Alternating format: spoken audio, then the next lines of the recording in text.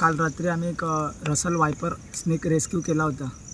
तर आम्ही आता त्याला इथं सोडायला आलो. त्यांनी 30 ते 40 पिल्लांना जन्म दिला.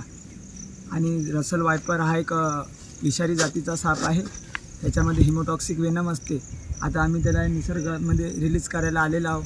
तुम्ही बघू शकता, हा रसल वायपर स्नेक मादी आहे आणि हे त्याचे पिल्लं आहेत.